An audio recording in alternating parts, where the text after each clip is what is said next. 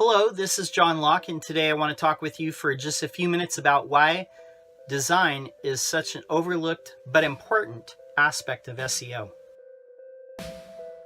There are a lot of factors that go into SEO, but the three that really stand out to me as the three legs of the table that hold up the structure are high quality content, a robust and relevant backlink profile, and user experience. Under user experience, I really look at these factors: the overall design of the site speed, how easy it is for people to find what they're looking for, and the overall vibe that they get from being on your site. Is it a pleasant experience overall, and can they find what they're looking for quickly and efficiently? Before I go any further, let's explain why design is so important to SEO. A lot of people don't know this, but Google has what's called Quality Rater Search Guidelines. This is a document that goes out each year to their human quality guideline raters. They actually employ people whose job it is to look at search results and look at the actual quality of what's being selected. Their job is basically to pick what a human would pick, and then the Google engineers take that information and then they try and program the algorithm, the actual ranking algorithm of Google, to duplicate what a human would pick. This is part of what's going into their machine learning. In a way, Google does use humans to look at the quality of pages to help the actual Google ranking algorithm determine what things are good and what things are not so good. And the two most important ranking signals in Google are quality of content and the link profile. It's pretty easy to see what words are on a page and measure things such as how long somebody's on a page, how many pages people visit while they're on your site, how many people click on a given search result in a given position, and measuring that against the average of that position. Likewise, it's also easy to measure how many links are coming in to a given site. And with Google's last few updates to the core algorithm, they've gotten a lot better at determining what a page is actually about. So pages that link to you that are similar to your page are going to be given more weight. What's hard to quantify is design and how many people like what they're seeing. That's where the human quality raters come in. They can help Google understand what is a well-designed site and what are the characteristics. When users are happy with your site, are they spending more time on it? Are they scrolling farther down the page? Are they taking more actions like clicking more buttons? Those are things that they measure. They can measure things on the page through Google Analytics. One of the things that's very interesting about the Quality Rater Guidelines, they have a section where it talks about an acronym called EAT, E-A-T, which stands for expertise, authoritativeness, and trustworthiness. Google is looking at the expertise of your site, how authoritative your site is, and the trustworthiness of your site. So this is where design comes into play. One of the sections in here that I find very interesting is when these quality raters are looking at a page, they're told to look at certain things like the main content of the page. Is it a satisfying amount? Does it answer your question? But one of the things that's very interesting that's mentioned there is they're told to look at the time, expertise, talent,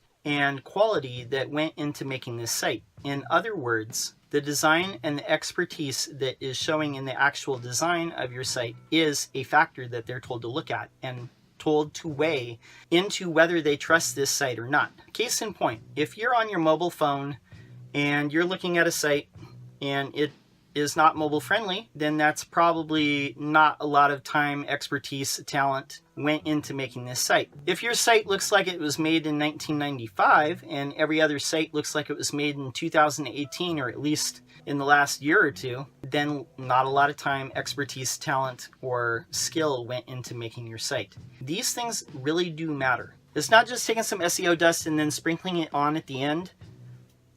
You really do have to put some thought into the design, making it easy for people to find what they're looking for, but also making it a pleasant experience for your customers.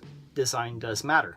The more appealing a design is, the better experience that your customers are going to have and the longer that they're going to stay on your site.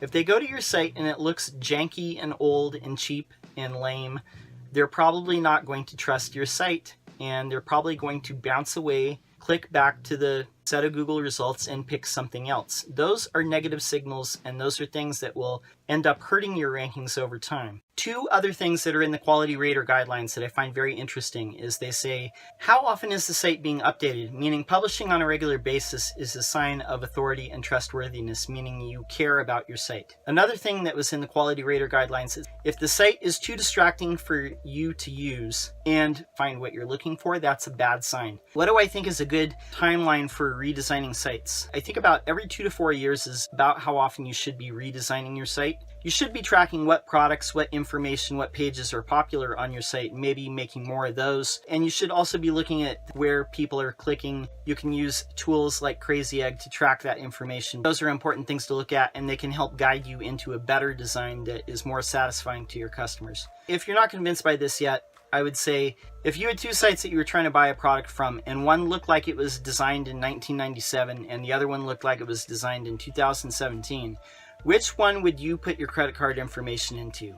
I think the choice is very clear. Design really does make a difference. You have to upkeep your site. It's not something that you can just build once and then completely forget about it and never touch again. It doesn't work like that. It's something that you should be thinking about all the time, how to improve it. If SEO is a thing where it's a lot of incremental improvements over time, it's not any 1 or 2 magic bullets that solve everything for you all the time. It's a lot of incremental progress and a lot of incremental improvement. In the last couple minutes of the video, I want to go over really quickly why I think web design companies that are well versed in SEO are going to have a distinct advantage over web agencies that are strictly about the design and development and have little to no understanding of SEO. Here's why design often gets overlooked. A lot of the times, SEO and web design and development are looked at as 2 different aspects of building a website that's going to generate leads or money or revenue, which is what you want a website to do.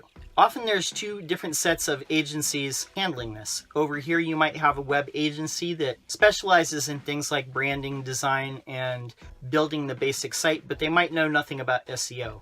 And then over here you might have an SEO company that understands building links, keyword density, or things of that nature. And I think that that model is very broken in a lot of ways, because whoever gets to that client first is usually going to get the bulk of their budget. And instead of working together as a cohesive unit, the 2 agencies are really battling for who's going to get paid. Also, I think it's important to point out this. If we're talking about straight up marketing sites or basic e-commerce sites or a site where you're selling a service or you're selling a product to people, I think that SEO companies that have a handle and a background on design and development are going to have a distinct advantage over agencies that are just bound to design and development and don't understand SEO. And here's why I say that. The people out there that are watching this, if you're hiring agencies, if you're hiring consultants, you're basically hiring someone to build you a site that's going to generate traffic. You want a site that looks nice, but in the end, what you really want is more business. You want more revenue, more customers, more traffic, more money coming into your bottom line. And if the website's not doing that, it's not doing its job. So where the SEO companies have an advantage, instead of being a design and development agency that does SEO, instead become a agency that does SEO where design and development is part of the SEO. Because in the end, that's what you're going for anyway. And being able to have that 3rd leg of the table with the content and the link building and the design and development, it makes the whole structure better. If you're getting value out of these videos, do me a favor, go ahead and subscribe. If you have an SEO question of your own that you'd like us to answer, go ahead and leave that in the comments below, and then we'll answer that out in a video for you. My name is John Locke. My business is Lockdown Design and SEO, and we help manufacturing and industrial companies with SEO, helping them get more search traffic through Google and helping them get more requests for quotes. Peace. Okay. And okay, so